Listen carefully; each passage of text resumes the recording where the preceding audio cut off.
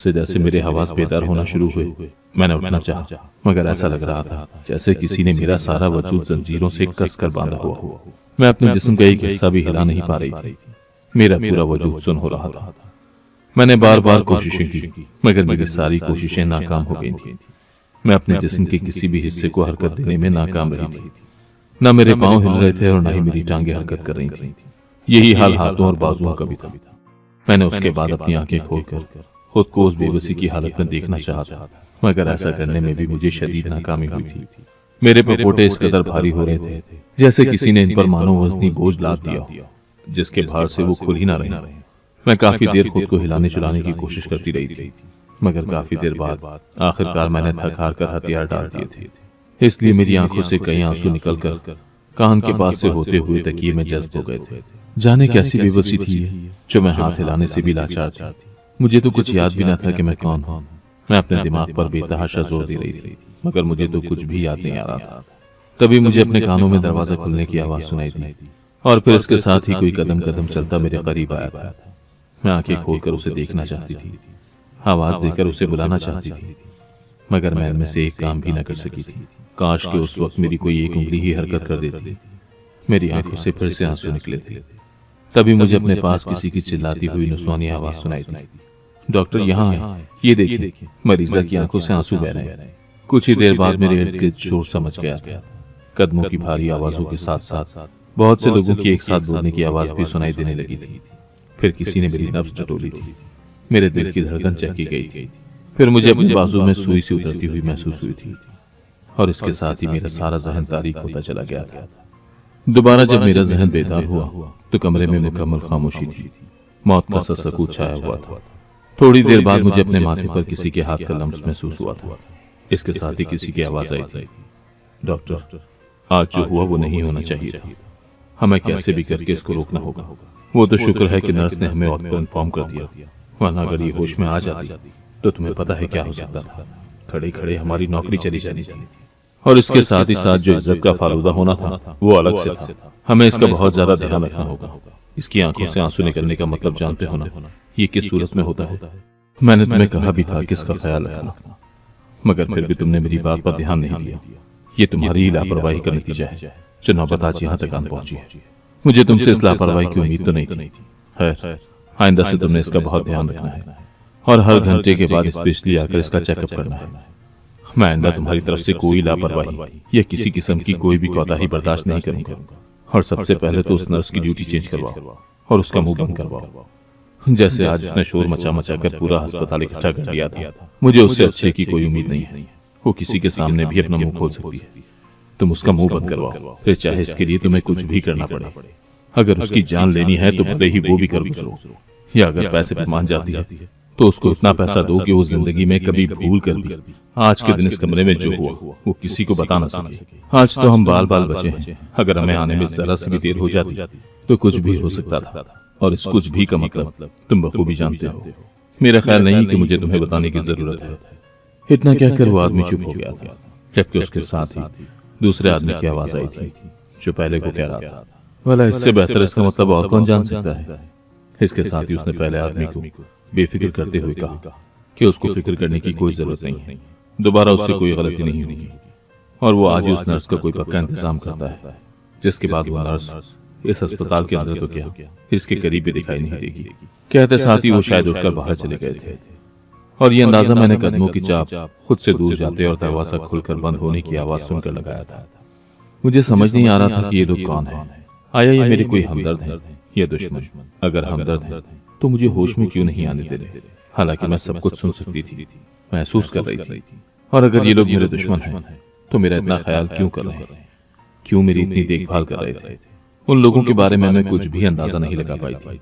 मैं उस वक्त भी अपनी आंखें खोलने की भरपूर कोशिश करती रही, मगर मैं कामयाब न हुई थी। यूं ही साकत पड़े पड़े मुझे न जाने कितने घंटे गुजर गए थे, जब एक बार फिर से कमरे का दरवाजा खुला और कदमों की चाप सुनाई थी। वो कदम मेरे करीब से करीब तर होते जा रहे थे। फिर किसी ने आकर गीले कपड़े से मेरे हाथ मुंह साफ किए थे। साथ ही साथ वो कह रही थी कि न जाने इतने खूबसूरत लोग इतनी बुरी किस्मत क्यों लिखवा कर लाते हैं। अब अच्छी भली खूबसूरत और हसीन लड़की है, न जाने इसको क्या हो गया है। वो लोग तो कह रहे हैं कि पिछले 12 साल से कोमा में है। उसके मुंह से निकलने वाली ये बात मुझ पर कयामत बनकर गिरी थी। मैं पिछले 12 साल से कोमा में थी, इस बात का क्या मतलब था? मैं 12 साल से यूं ही साकत और बेजान थी और मैं कोमा में थी। मेरे दिल की धड़कनें एकदम बढ़ने लगी थी और सांस उखड़ने लगा था। तभी उस नर्स ने मुझे ऐसे देखकर शायद किसी को कॉल मिलाई थी। 5 मिनट बाद ही मुझे अपने पास कल वाले आदमियों में से किसी एक की आवाज सुनाई दी थी, जो जल्दी में नर्स को कुछ न कुछ हिदायत दे रहा था। साथ ही साथ मेरा चेकअप भी किया जा रहा था। उसने कल ही की तरह मुझे कोई इंजेक्शन लगाया और मैं बेहोशी की वादियों में उतरती चली गई थी। दोबारा मुझे होश आया तो फिर भी मैं अपनी आंखें नहीं खोल पाई थी। हालांकि मैं देखना चाहती थी कि कौन लोग हैं जो मुझे ठीक होने के बावजूद ठीक नहीं होने दे रहे, क्योंकि मुझे बार बार बेहोशी के इंजेक्शन लगाए जा रहे हैं। और मैं यहाँ अस्पताल में क्यों थी? मेरे साथ ऐसा क्या हुआ था जो मैं कोमा में चली गई थी? कोशिश के बावजूद भी मुझे कुछ याद नहीं आ रहा था। कल वाली 2 आवाजें अभी भी सुनाई दे रही थी। वो दोनों मेरी सुधरती हालत देखकर अब भी परेशान हो रहे थे। जाने उन्होंने ऐसा क्या किया था जो वो इतने खौफजदा थे कि मेरे रिकवर करने के बावजूद मुझे रिकवर करने नहीं दे रहे थे। ऐसी कौन सी बात थी जो वो अपने पेशे का लिहाज भी नहीं रख रहे थे? क्योंकि डॉक्टर का पहला फर्ज मरीज की जान बचाना होता है, मगर ये तो कुछ और ही कर रहे थे। वो दोनों काफी देर तक बातें करते रहे थे, इस बात से अनजान कि मैं उनकी एक एक बात सुन रही थी। अब मुझे बस हर वक्त इंतजार होता कि कब वो आएंगे, कब कुछ बात करेंगे और मैं उनकी बातें सुनकर अपने बारे में कुछ पता लगा सकूंगी। क्योंकि अब बस यही एक तरीका था जिससे मैं अपनी पहचान कर सकती थी। उन 2 आदमियों की बातें सुनकर यही कुछ लगता था कि वो मेरे बारे में सब कुछ बहुत अच्छी तरह से जानते थे। अब बस मुझे जल्द अज जल्द अपनी पहचान मालूम करनी थी। मैंने सोच लिया था कि आज के बाद मैं किसी के सामने भी किसी किस्म का कोई रद्द-ए-अमल नहीं दूंगी, क्योंकि इसका कोई फायदा नहीं था, उल्टा नुकसान ही नुकसान था। क्योंकि उन लोगों को जरा सी भी मेरी रिकवरी के बारे में इल्म होता तो ये मुझे कोई ना कोई इंजेक्शन लगाकर बेहोश कर देते थे, जबकि मैं ज्यादा से ज्यादा होश में रहना चाहती थी। उन 2 आदमियों और उस नर्स के अलावा कोई भी मेरे कमरे में ना आता था। मुझे अब उन आदमियों से खौफ नहीं महसूस होता था, क्योंकि मैं जान गई थी कि वो मुझे जान से नहीं मारेंगे। अगर जान से मारना ही होता तो यूं 12 साल तक कोमे में ना रखते। जान लेने के लिए तो जहर का एक इंजेक्शन ही काफी होता है। अब तक मेरा किस्सा तमाम हो चुका होता। जरूर उन लोगों की मुझसे कोई ना कोई गर्ज जुड़ी हुई थी और अब यही सब कुछ मुझे पता करना था। वक्त गुजरता जा रहा था। एक दिन यूं ही मैं अपने आप को मूव करने की कोशिश कर रही थी जब कोई इंतहाई ऊंची आवाज में बोलता कमरे में दाखिल हुआ। आने वाला इंतहाई गुस्से में था, जबकि पहली आवाजों वाले दोनों आदमी उसको मुसलसल जाने का कहे जा रहे थे। वो उसीलिए आवाज वाला आदमी उन दोनों आदमियों पर बरस रहा था और कह रहा था कि ये क्या सुन रहा हूं मैं, ये रिकवर हो रही है, बताओ क्यों हो रहा है ऐसा? मेरी बताई गई अद्वियात जो उसको इस्तेमाल करवाई जा रही है, उनसे रिकवर कैसे हो सकती है? क्या कर रहे हो तुम लोग? तुम जानते हो ना कि अगर ये होश में आ गई तो क्या होगा? और पिछले दिनों मैंने सुना है कि इसकी आंखों से आंसू बहे थे। मैंने तुम लोगों को कहा हुआ है कि मुझे इसकी एक एक पल की खबर चाहिए, फिर इतनी अहम खबर से मुझे क्यों बेखबर रखा गया? उस शख्स का गुस्सा किसी तौर कम नहीं हो रहा था, जबकि पहले 2 आदमियों में से एक आदमी ने उससे कहा, जैसा वो समझ रहा है वैसा कुछ भी नहीं है, इसकी आंखों से कोई आंसू नहीं निकले, वो तो इसकी ड्रिप लीक हो गई थी, उसके कतरे इसकी आंखों पर पड़े तो वो नर्स उनको आंसू समझ बैठी थी। अगर ऐसी कोई बात होती तो वो सबसे पहले उसी को बताते। और फिर ये भी कहा कि मेरी रिकवरी वाली बात बिल्कुल गलत है, मुझ में कोई बेहतरी नहीं है, मैं बिल्कुल पहले जैसी ही हूँ, एक जिंदा लाश की तरह, बस सिर्फ सांसें ही चल रही हैं। और वो भी सिर्फ उस आदमी की मरहून मिन्नत। मुझे उस शख्स पर बड़ी हैरत हुई थी। उसने मेरे बारे में जो कुछ भी बताया था वो सब का सब झूठ था। तभी मुझे अपने गले पर किसी के हाथ का दबाव महसूस हुआ। इसके साथ ही एक नफरत भरी फुनकार सुनाई दी, जिसने एक पल में मुझे मेरी पहचान करा दी थी। मुझे अपने माजी का एक एक लम्हा याद आ गया था। मैंने एक झटके से अपनी आंखें खोली थी और 1 मिनट से पहले ही अपने ऊपर झुके हुए उस मकरूह सिफ्त आदमी को अपनी पूरी ताकत लगाकर खुद से दूर किया था। मुझे होश में आता देखकर कमरे में मौजूद तीनों नफूस हैरान रह गए थे। उन तीनों को मैं अच्छी तरह जानती भी थी और पहचानती भी थी। मेरे जिस्म ने काम करना शुरू कर दिया था। मैं फौरन से उठकर बैठी थी। अगरचे ऐसा करने से मुझे अपने पूरे जिस्म में एक दर्द भरी लहर उठती हुई महसूस हुई थी, मगर फिर वक्त मुझे हिम्मत करनी थी। मुझे होश में देखकर वो दोनों आदमी उस शख्स की तरफ बढ़े थे जिसे मैंने धक्का देकर खुद से दूर किया था, और अब वो फटी फटी आंखों से देख रहा था। जैसे ही उसकी नजर उन दूसरे आदमियों पर पड़ी जो खतरनाक तेवर लिए उसकी जानिब बढ़ रहे थे, वो एकदम से भागता हुआ कमरे से निकल गया। एक आदमी फौरन से उसके पीछे लपका था, जबकि दूसरे को मैंने 1 मिनट से भी पहले पुलिस को बुलवाने का कहा था, क्योंकि जो कुछ हो चुका था बहुत था। अब मैं मजीद इस शख्स को छूट नहीं दे सकती थी। एक बार पहले भी इस पर भरोसा करके मैंने बहुत बड़ी गलती कर दी थी, जिसका नतीजा ये मेरी हालत थी। कुछ ही देर में पूरे अस्पताल में भगदड़ मच चुकी थी, क्योंकि मेरा नाम समिया मुमताज है। मेरी उम्र 39 साल है। मेरी पैदाइश अच्छे और पढ़े लिखे काफी अमीर घर में हुई थी। मेरे बाबा करोड़पति आदमी थे। शहर में उनका अपना प्राइवेट अस्पताल था, जिसमें तमाम लोगों का इलाज बिल्कुल मुफ्त किया जाता था। मेरे बाबा बहुत अच्छे और बहुत नेक दिल के मालिक थे। वो बिना किसी मतलब और बिना किसी गर्ज के लोगों की मदद करते थे।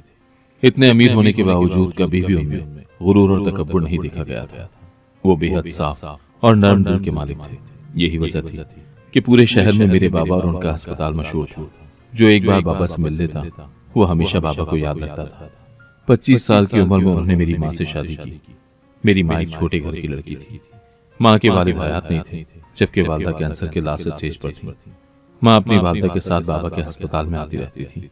बाबा उनके बैकग्राउंड और हालात से अच्छी तरह वाकिफ थे कि किस तरह अब्बा की मौत के बाद दादी ने माँ और उनकी वालदा को धक्के देकर घर से निकाल दिया था।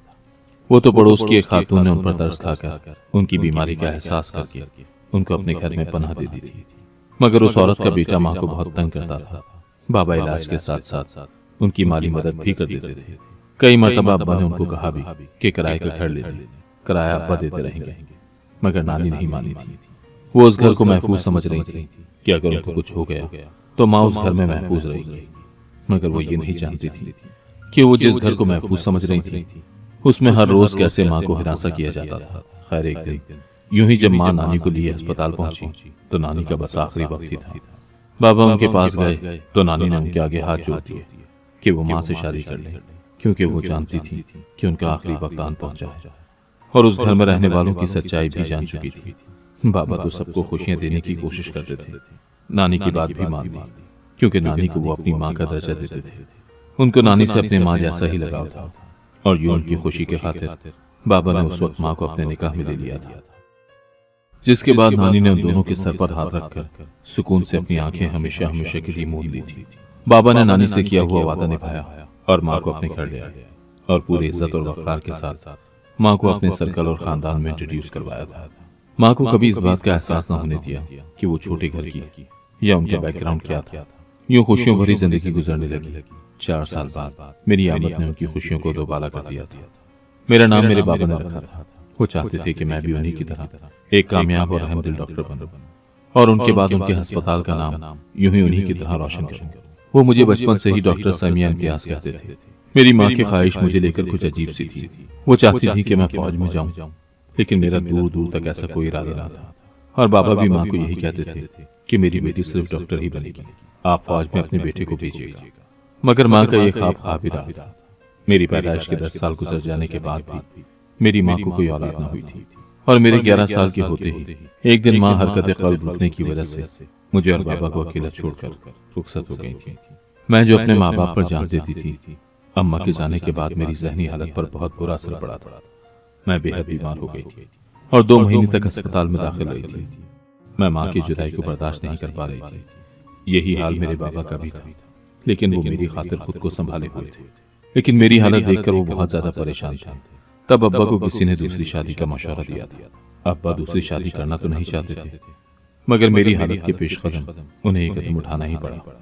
यूं तो मेरे बाबा जैसे करोड़पति इंसान के लिए ढेरों ढेर रिश्ते थे, मगर बाबा किसी समझदार खातून से शादी करना चाहते थे जो मुझे संभाल सके, मुझे माँ का प्यार दे सके, मेरी देखभाल कर सके। इस सोच के पेश नजर बाबा ने एक बेवा औरत से शादी की, जिसका एक 15 साल बेटा भी था। मेरी सौतेली माँ और सौतेला भाई दोनों ही अच्छे थे। सौतेली माँ मेरा पूरा ख्याल रखती थी और मुझसे मोहब्बत भी करती थी। जल्दी मैं उसके साथ खुल मिल गई थी, लेकिन अपनी सगी माँ को अपने दिल से ना निकाल पाई थी। वक्त गुजरता रहा और मैं बाबा की ख्वाहिश के हस्ते मंशा डॉक्टरी की पढ़ाई मुकम्मल करके हाउस जॉब पर लग चुकी थी। दूसरी तरफ मेरा भाई भी इसी फील्ड में आना चाहता था, मगर वो पढ़ाई में काफी ज्यादा वीक था। बाबा ने उससे कहा कि सॉफ्टवेयर इंजीनियरिंग कर ले, डॉक्टरी की निस्बत ये कदरे आसान था। बाबा ने उससे कहा कि मैंने तुम्हारा एडमिशन अमेरिका के कॉलेज में करवा दिया है और 1 हफ्ते बाद की तुम्हारी फ्लाइट है। बाबा की बात सुनकर उसके चेहरे से हवाइयां उड़ गई थी। वो बैरून मुल्क नहीं जाना चाहता था, मगर बाबा ने उसकी बात नहीं मानी, क्योंकि बाबा उसे कामयाब देखना चाहते थे। और आजकल यहाँ से उसके मुतालिक बाबा को जो मालूमात मिली थी इसके बाद तो बाबा ने लाजमी सोच लिया था कि मेरे भाई को इस माहौल से निकाल कर ही रहेंगे। अम्मा ने घर में बहुत रोला डाला हुआ था, वो भी भाई को खुद से दूर नहीं भेजना चाहती थी। बाबा ने अम्मा को समझाया कि वो ये सब उसके भले के लिए ही कर रहे हैं, ताकि वो अपने पैरों पर खड़ा हो जाए, अपना मुस्तकबिल संवार सके। वरना जो इसके हालात हैं, इसको कहीं भी नौकरी नहीं मिली। तो अम्मा फिर बेटी की हिमायत में बोल पड़ी कि क्या जरूरत है नौकरी की, ये सब कुछ इसी का तो है, इसकी 7 नस्लें भी बैठकर खाएंगी तो कुछ कमी नहीं होगी। बाबा को अम्मा की बात सुनकर बहुत अफसोस हुआ था, मगर उन्होंने अपना इरादा फिर भी न बदला था और अपनी जान पहचान के जरिए आगे भी उसके लिए काफी ज्यादा सहूलतें करवा दी थी। जिंदगी आगे बढ़ने लगी। एक दिन जाने बाबा को क्या सोची, उन्होंने वकील को बुलवा लिया। ये शाम का वक्त था। मैं हाउस जॉब से वापस आई तो देखा कि अम्मा इंतहाई परेशानी की हालत में लाउंज में चक्कर काट रही थी। मैं फौरन उसके पास पहुंची और उससे पूछा कि क्या बात है। उसने कहा, कुछ नहीं, काफी दिनों से मेरे बेटे का फोन नहीं आया, बस इसीलिए परेशान हूं। मैंने अम्मा से कहा कि वो परेशान ना हो, मैं अभी बाबा से कहकर उसका पता करवाती हूँ। मैंने बाबा के बारे में पूछा तो उसने बताया कि वो स्टडी रूम में है। मैं सर इस बात में हिलाती सीधा स्टडी की तरफ आ गई थी, जहां से वकील निकल कर जा रहा था। मैंने बाबा से पूछा कि ये सब क्या है, आपने वकील को क्यों बुलवाया था? तो बाबा ने कहा कि आज उन्होंने हॉस्पिटल मेरे नाम कर दिया है, आज से मैं ही अस्पताल की इंचार्ज हूँ। कहते साथ ही बाबा ने मुझे एक फाइल पकड़ाई थी और कहा, बेटा मैंने ये अस्पताल बहुत मेहनत करके बनाया है, ये मेरी बहुत बड़ी ख्वाहिश थी। ये सच है कि इसको बनाने में तुम्हारे दादा ने मेरी बहुत मदद की, मगर इसके बाद भी मेरी इस पर बहुत मेहनत है और मैं चाहता हूँ कि तुम भी इस पर ऐसे ही मेहनत करो। मैंने इस अस्पताल को अपने बच्चे की तरह पाला है, कभी इस पर कोई हर्फ नहीं आने दिया। मुझे उम्मीद है कि तुम भी ऐसे ही करोगे और पूरी ईमानदारी से अपना काम करोगे और मेरी अमानत की भी हिफाजत करोगे। इसके अलावा हाथ से एक घर भी तुम्हारे नाम है और कुछ जायदाद भी, जबकि हमारा खानदानी बिजनेस मैंने तुम्हारे सौतेले भाई कदीर के नाम कर दिया है। मुझे उम्मीद है कि तुम्हें इस बात से कोई मसला नहीं होगा। मैंने मुस्कुराकर बाबा के हाथ चूमे थे और फिर बाबा से कहा, बाबा मैं बहुत छोटी हूँ, इतना सब कुछ अकेले नहीं संभाल सकती। तो बाबा ने कहा, मैं तुम्हारे साथ हूँ। मैं बहुत खुश थी। ये खुशी इस बात की नहीं थी कि मुझे दौलत मिल गई है, बल्कि खुशी इस बात की थी कि मेरे बाबा ने मुझे इस काबिल समझा था, मुझ पर भरोसा किया था। मैंने बाबा से वादा किया था कि मैं उनका भरोसा कभी नहीं तोड़ूंगी, मगर मेरे वहम गुमान में भी ना था जो मेरे साथ होने वाला था। जैसे ही मैंने अस्पताल की जिम्मेदारी हाथ में ले ली, 2 महीने बाद अस्पताल में गैर कानूनी काम होने लगे थे। हर तरफ से शिकायत पर शिकायत मिल रही थी। मुझे कुछ समझ नहीं आ रहा था कि ये क्या हो रहा है। बाबा अलग मुझसे नाराज होकर बैठे थे। अस्पताल में लोग कभी जाली दवाइयों की शिकायत लेकर आते तो कभी महंगी फीस। हालांकि मैंने तो कोई फीस चार्ज नहीं की थी। मैं तो बाबा के फ्री इलाज के अस्पताल को फ्री ही चला रही थी, मगर न जाने ये सब क्या हो रहा था। कोशिश के बावजूद मैं सुराग नहीं लगा पा रही थी। इसी दौरान बाबा को शदीद किस्म का हार्ट अटैक हुआ था और वो नाराजगी में ही मुझसे दूर चले गए थे, जहां से मैं उनको मनाकर वापस भी न ला सकती थी। बाबा की मौत के बाद मैं बहुत अकेली हो गई थी। तभी मेरी सौतेली माँ ने मुझे संभाला। उसने मेरे सौतेले भाई को भी अमेरिका से वापस बुला लिया था। मेरे भाई ने मेरी हालत के पेश नजर मुझे कहा कि फिल वक्त अस्पताल ना जाऊं, क्योंकि वहां के हालात ठीक नहीं थे। अगर मैं इस हालत में अस्पताल गई तो मैं मजीद बीमार हो जाऊंगा। उसकी बात तो ठीक थी, मगर मैं यूं घर पर भी तो नहीं बैठ सकती थी। तब मेरे भाई ने मुझे कहा कि मैं कुछ दिन तक घर में रहूं, तब तक वो मेरी जगह अस्पताल देख लेगा।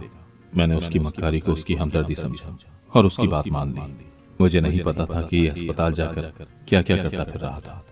मेरी तबीयत थोड़ी संभली तो मैंने फिर से अस्पताल जाने का फैसला किया, मगर मेरी माँ और भाई ने मुझे रोक लिया। मैं फिर से उनकी फिक्र समझकर रुक गई थी, मगर मैं नहीं जानती थी कि वो इस फिक्र की आड़ में मेरे साथ कौन सा खेल खेल रहे थे। उसके बाद मैंने जितनी मर्तबा भी अस्पताल जाने की कोशिश की, वो दोनों मुझे रोक देते। अब मुझे कुछ न कुछ गड़बड़ लग रही थी। इसके साथ ही अस्पताल से आने वाले मेरे मुआविन डॉक्टर की कॉल ने मेरे शक को मजीद पक्का कर दिया था। सो एक दिन मैंने सोने का बहाना किया और घर से बिना बताए अस्पताल जाने के लिए निकल पड़ी। मगर जैसे ही मैं अस्पताल पहुंची, उसकी इमारत के सामने रुककर उस इमारत को देखते साथ ही मुझे हैरत का शदीद झटका लगा था। मेरे पैरों तले से तो जमीन निकल गई थी। वो अस्पताल जिस पर मेरे बाप का नाम जगमगाता था, अब उसकी जगह मेरे सौतेले भाई का नाम लिखा हुआ था। मेरे अब्बा की तस्वीर हटाकर वहां मेरे भाई की तस्वीर लगा दी गई थी। इसी तरह अस्पताल के अंदर का भी पूरे के पूरा निजाम ही बदला हुआ था। महंगी दवाइयाँ, महंगे टेस्ट और दूसरे इलाज की फीसें तो आसमानों से बातें कर रही थी। सिर्फ चेकिंग की फीस हजारों से शुरू हो रही थी। मेरा दिमाग ये सब देखकर चकराने लगा था। मैंने जल्दी से रिसेप्शन से अपने भाई का पता पूछा और उसके कमरे की तरफ गई। मेरा इरादा उससे दो टोक बात करने का था। अभी मैं उसके दरवाजे पर ही पहुंची थी जब अंदर से आने वाली आवाजों ने मेरी कदम जकड़ लिए। मेरा वजूद एकदम ज़लज़लों की ज़द में आ गया था। मैंने फौरन से अपना व्हाट्सएप खोलकर जल्दी से एक वॉइस नोट वकील के नंबर पर भेजा था और उसके बाद दरवाजा खोलकर अंदर दाखिल हो गई। मुझे देखकर मेरी सौतेली माँ और भाई के चेहरे के रंग उड़ चुके थे, क्योंकि वो रंगे हाथों पकड़े जा चुके थे। इससे पहले कि मैं कुछ बोलती, मेरे भाई ने फौरन से पेपर वेट उठाकर शिद्दत से मेरे सर पर मारा था। उससे मुझे अपना दिमाग चटकता हुआ महसूस हुआ था। पल के अंदर अंदर मेरी आंखों के सामने अंधेरा छाया था और मैं बेहोश हो गई थी। उसके बाद मुझे आज 12 साल बाद होश आया था। ये सब कुछ मेरी सौतेली माँ और भाई ने सिर्फ दौलत की खातिर किया था। हालांकि बाबा ने उसके नाम सारा बिजनेस किया था, मगर उसे ये अस्पताल चाहिए था, क्योंकि उसकी नजर में प्राइवेट अस्पताल से ज्यादा मुनाफे बख्श बिजनेस और कोई हो ही नहीं सकता था। अगर इसमें महंगी अदवियात, महंगी फीसें और महंगे टेस्ट और बाकी इलाज भी मुकम्मल तौर पर प्राइवेट किया जाए, यही वजह थी कि जब उसे पता चला कि बाबा ने अस्पताल मेरे नाम कर दिया है, तो उसको अपना ख्वाब चकनाचूर होता हुआ महसूस हुआ।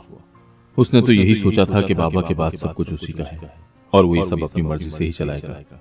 लेकिन ये खबर सुनते ही वो अगले रोज ही अमेरिका से वापस आ गया था और उसने छुपकर अस्पताल में गैर कानूनी काम करना शुरू कर दिए थे। उसका मकसद मुझे बाबा की नजरों में नासमझ और नाअहल साबित करना था, ताकि बाबा अस्पताल मुझसे लेकर उसके नाम लगा दे। और इसमें वो काफी हद तक कामयाब भी हो गया था। मगर ऐन वक्त पर बाबा को उसकी असलियत पता चल गई तो उसने अब्बा का कत्ल कर दिया। उस दिन अस्पताल में वो मुझे भी मार देता, लेकिन जब उसे मेरी वसीयत के बारे में पता चला तो मजबूरन उसे मुझे जिंदा रखना पड़ा, क्योंकि उसके कमरे के बाहर खड़े होकर मैंने सुन लिया था कि अब्बा ने बिजनेस और जायदाद का जो हिस्सा उसके नाम किया था, उसकी सच्चाई जानने के बाद से वसीयत तब्दील करके वो भी मेरे नाम कर दिया था। और फिर मैंने भी उसी वक्त खड़े खड़े वकील को मैसेज किया था कि मेरी वसीयत लिख दे कि अगर मैं मर जाती हूँ तो मेरी तमाम जायदाद समेत अस्पताल भी हुकूमत के पास चला जाएगा। और मेरे इसी मैसेज की वजह से मेरे सौतेले भाई को मुझे जिंदा लाश बनाकर रखना पड़ा और मेरी बीमारी का नाम देकर खूब अपनी ख्वाहिशात पूरी करता रहा। मुझे होश में आता देखकर वो डर कर भागने लगा था, मगर पुलिस ने बर वक्त पहुंचकर अस्पताल को सील कर दिया और थोड़ी सी तलाश के बाद ही उसे गिरफ्तार कर लिया गया था। उस वक्त अस्पताल में जारी दवाइयों की भारी तादाद मौजूद थी। अस्पताल पूरे 1 महीने तक सील रहा था। उसके बाद मैंने सारा अस्पताल रिन्यू करवाया था, उसको फिर से बाबा के अस्पताल जैसा बना दिया, जैसा वो चाहते थे, बिल्कुल वैसा ही। इस वाकये को अब 4 साल गुजर चुके हैं। मेरा भाई अब तक जेल में है, जबकि सौतेली माँ खुद ही घर से न जाने कहाँ चली गई थी। मेरे अस्पताल में रोजाना